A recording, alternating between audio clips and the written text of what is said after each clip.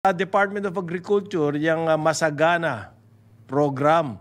Ang sinasabi po ng Department of Agriculture, quoting the Secretary himself, na pipilitin nilang itaas ang yield to 7.5 metric tons per hectare. Halos double ito, pare, o more than double. Ang national average natin ngayon nasa 3 hectares lang eh. Pero aside from that, anong gagawin nila? Better rice, better seeds, optimization of fertilizer use, development of logistics network, and cost efficiency, puro mga motherhood statement.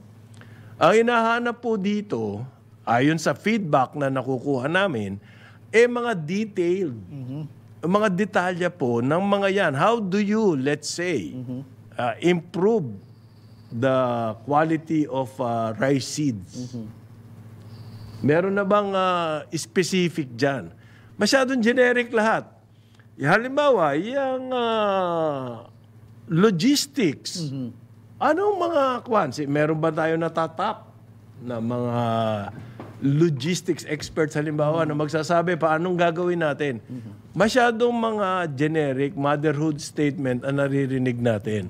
And it's not very comforting to those in the rice sector nor to us, the consumers. Alam mo, Paring Conrad, we will have to go back to our original proposition, which is, alam na natin kung nasaan yung mga key production areas. Ayan, specific yan. Very specific yun. Ngayon, at ito ang gagawin natin yan, lalagyan natin ng rice mill, bawat lugar. Kung ang identified natin, halimbawa, Isabela is a key production area and there are 100,000 hectares of rice already there. Wag na natin galawin to. At dito tayo magko-concentrate. Ito Mindoro. Mindoro, ganito rin. Cotabato. So, wag na tayong pumunta dun sa Iloilo. lahat. Yung para bang yung tungkol sa flood.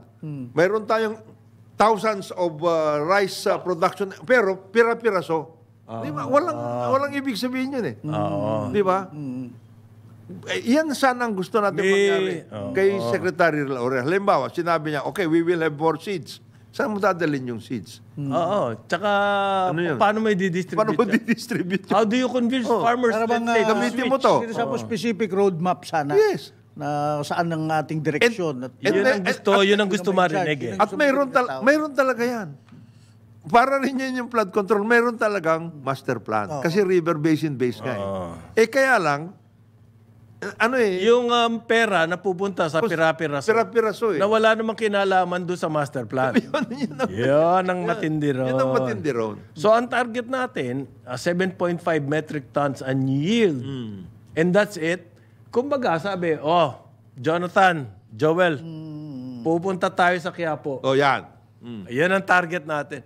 Hindi ko naman sasabihin sa inyo paano tayo pupunta ron.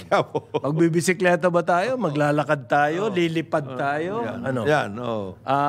Sasakay tayo sa baha? Papaanod tayo sa baha para makarating sa Quiapo? Anong paraan? Yun po ngayon ang hinahanap dito sa ating food production. Kagaya niyan, di ba binanggit natin, mayroong isang farmer.